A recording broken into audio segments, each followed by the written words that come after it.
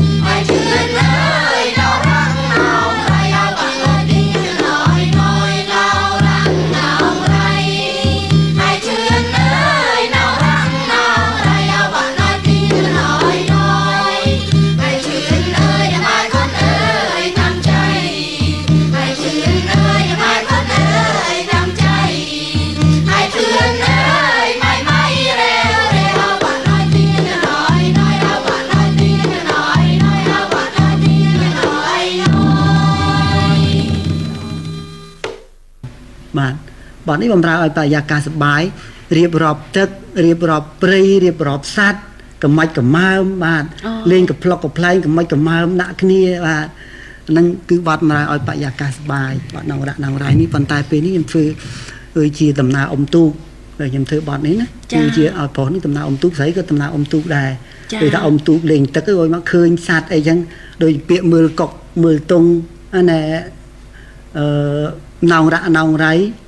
ហើយភឿនអើយណងរ៉ាណងរ៉ៃអីភឿនអើយណម៉ែខុនអើយតាមចៃហើយជឿនអើយម៉ៃរេវរេបានណែមើលកុកមើលតុងមើលជ្រុងទន្លេមើលសត្វរំពេរេចុះត្បូងខ្សាច់អីចឹងទៅបាទរៀបបរោមកគេចឹងចាជួនណាស់ដំណាចាអញ្ចឹងទំនុកហ្នឹងគឺយើងមានតាំងពីដើមមកឬក៏យើងអាចនឹងថាគ្រាន់តែយកឡំរបស់គេយកមកហើយយើងរៀបរាប់ទំនុកតាមសាច់រឿងតាមខ្លឹមសារដែលយើងចង់បានទំនុកពីដើមរបស់គេមានរបស់គេប៉ុន្តែបើយើងថារឿងវាមិនត្រូវទំនុកហ្នឹងយើងអាចយកតែដូចថាបទរបស់គេបទរបស់គេយើងដាក់ពាក្យថ្មីទៅចម្រៃទៅតាមសាច់រឿងបានអញ្ចឹងចាមិនមែនថាឲ្យតែចាញ់បទនឹងមកប្រកាន់យកតែទំនុកចាស់របស់គេហ្នឹងទេចាអរគុណលោកគ្រូចាតើក្បាច់រាំយីកេនេះគឺយើងលំអោនទៅតាមពាក្យពេចន៍ខ្លឹមសារបានទៅយើងអាចដាក់ក្បាច់បានឬក៏យើងត្រូវតែរក្សាក្បាច់ដើមរបស់គេនេះអត់ទេបងគឺអាហ្នឹងយើងធ្វើទៅតាមពាក្យតាមន័យរបស់វាអញ្ចឹងចាព្រោះពាក្យចម្រៀងយ៉ាងម៉េចយើងលើក កាយវិការធ្វើក្បាច់ធ្វើអីទៅតាមន័យរបស់ពាក្យហ្នឹងអត់មានថាកំណត់ថាលើក្បាច់នេះចេះក្បាច់នេះចុះអត់កំណត់បានទេតាមមនោសញ្ចេតនារបស់យើងណាចាអញ្ចឹងក្បាច់រាប់ហ្នឹងគឺតម្រូវតាមពាក្យនៅក្នុងទំនុកច្រៀងហ្នឹងចាមិនមែនកំណត់ថាឲ្យតែយគេត្រូវតែចុះឡើងនេះចាប៉ុន្តែក្បាច់ហោមរូងច្បាស់របស់គេចាំមកហោមរូងគឺមានក្បាច់កំណត់มันអាចយើងយកតាតែកន្លែងបាននេះគឺច្បាស់លាស់ហ្មងត្រូវតែអញ្ចឹងហ្មងគឺហោមរូងមានក្បាច់ស្មើគ្នាកំណត់ឲ្យដូចគ្នាហ្មងបទកែនចៅហ្នឹងបទនេះសម្រាប់ហែហោមដូចថាហែហោមស្ដេចដើម្បីទៅប្រពៀតព្រៃទៅប្រមាញ់នៅក្នុងព្រៃអញ្ចឹង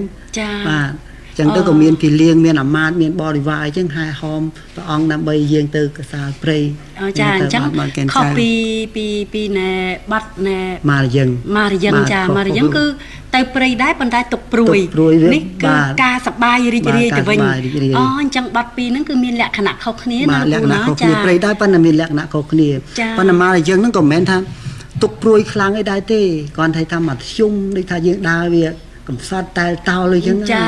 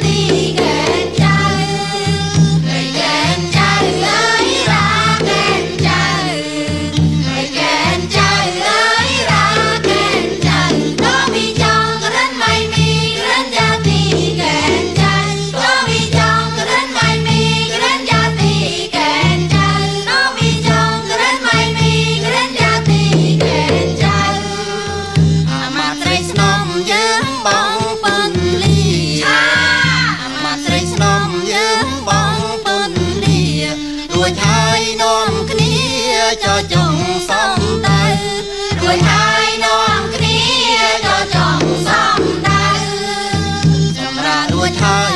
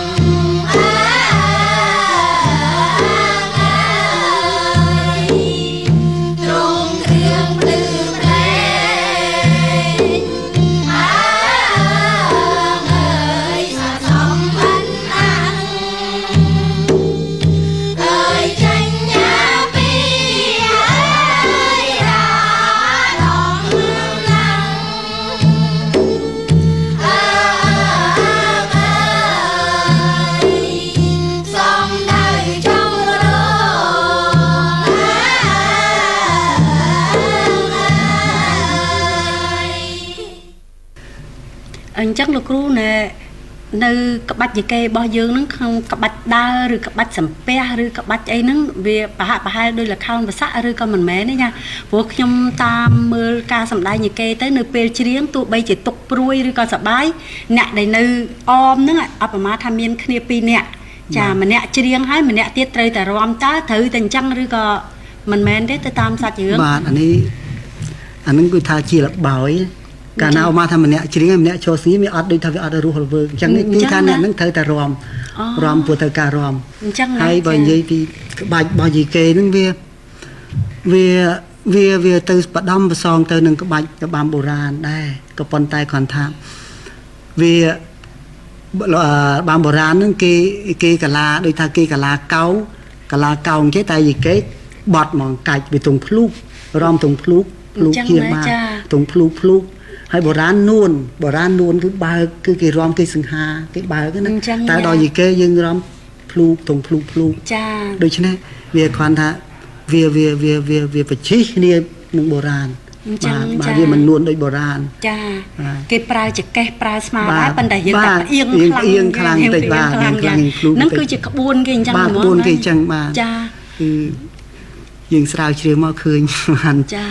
អញ្ចឹងនៅក្នុងសាលាលោកគ្រូតាំងពីនោះមកដល់នេះលោកគ្រូស្រាវជ្រាវបានចំនួន85បទហើយប៉ុន្តែការបញ្ចេញស្នាដៃបង្ហាញទស្សនិកជនវិញតាមដូចថាយើងទៅតាមមហាជនឬក៏តាមឆាកក្នុងអីនៅមហោស្រពអីបានប្រមាណដែរខ្ញុំនិយាយឲ្យស្មោះត្រង់ទៅខ្ញុំពីដើមខ្ញុំជាសិល្បករសំដែងដែរខ្ញុំហើយនៅ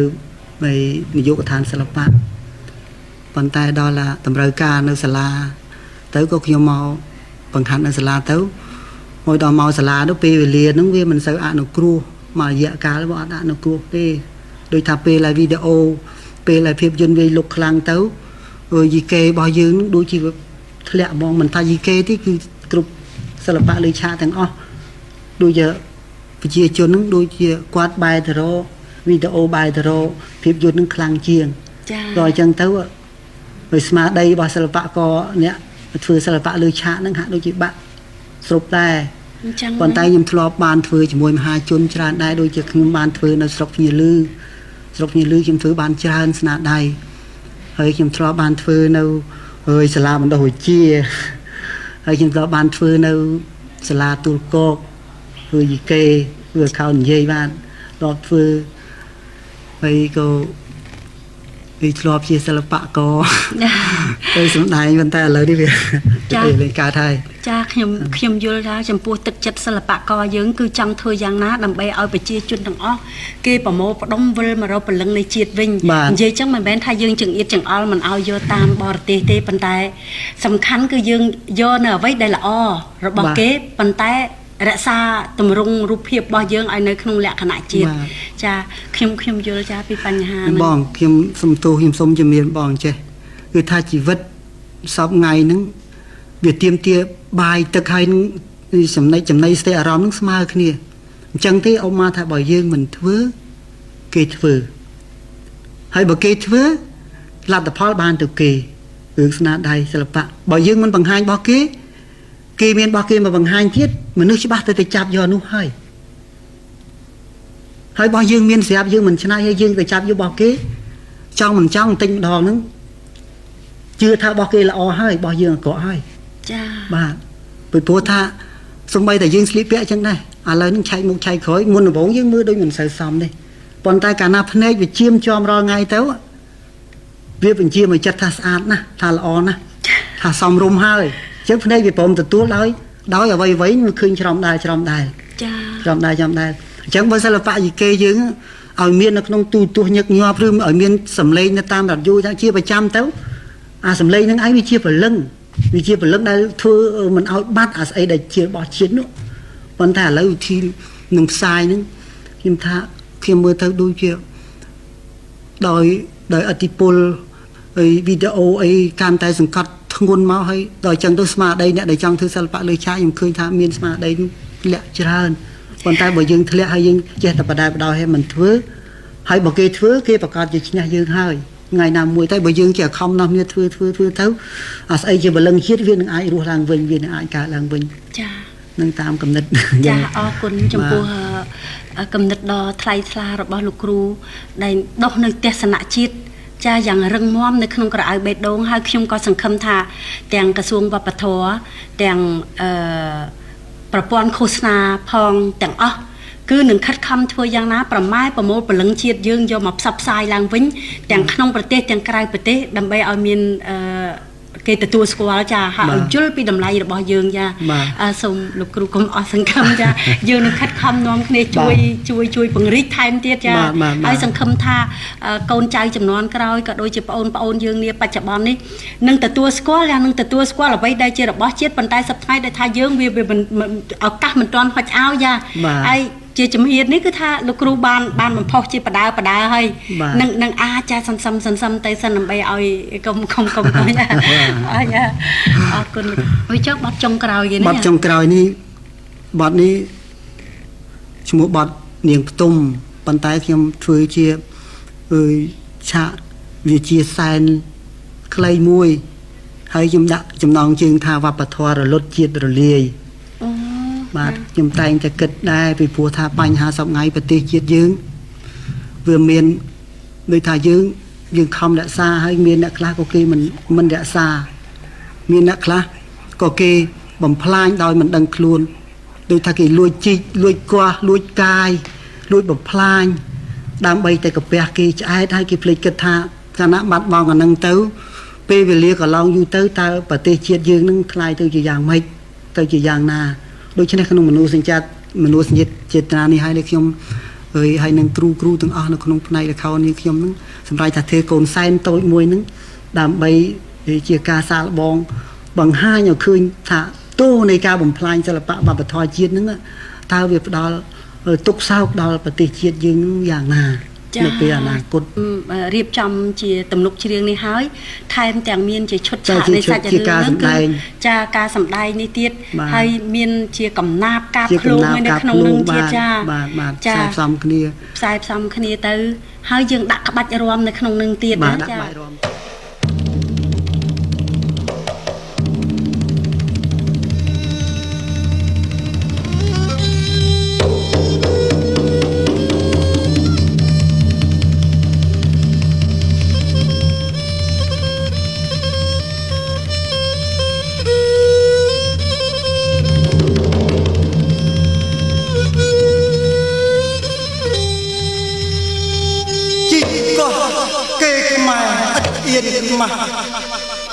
ត្រេកត្រអាលណាស់នឹងលុយគេស៊ីឆ្អែតបងពុះរស់ទំនេរ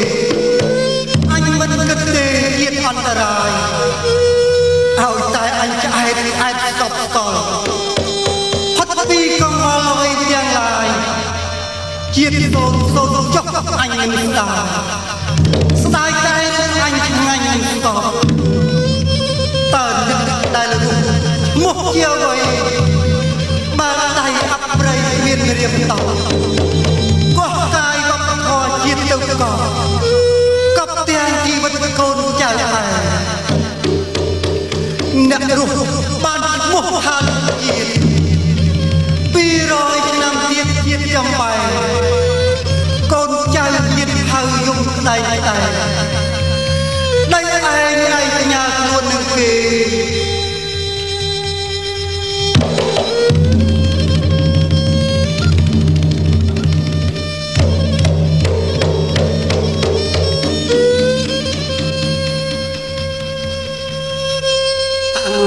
ចាសេងឡាដួលបាយបាំង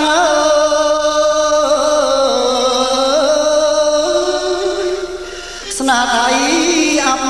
បលាំងជុំអំព្រៃជីកងរំលើមានប្រណីសោកស្ដាយស្នាដៃបំបរំខ្មែរខំសាងខំថែ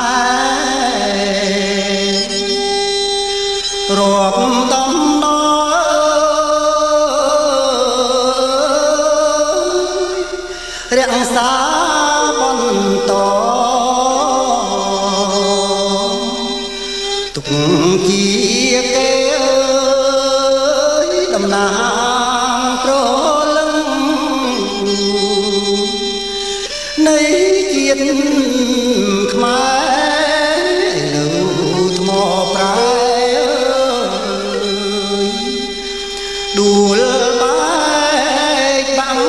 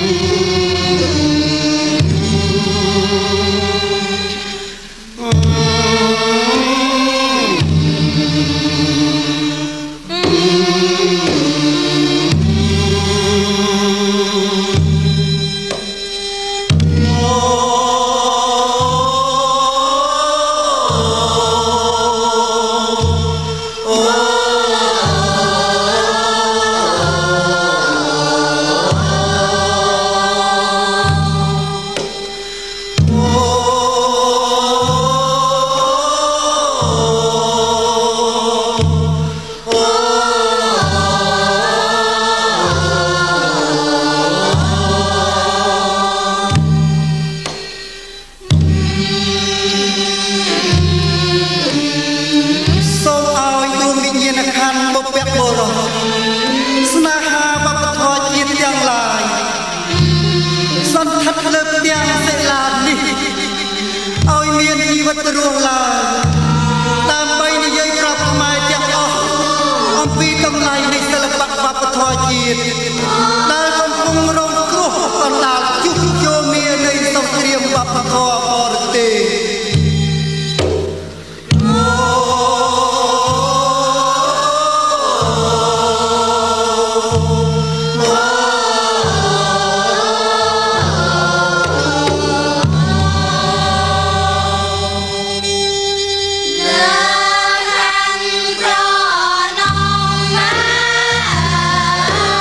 ក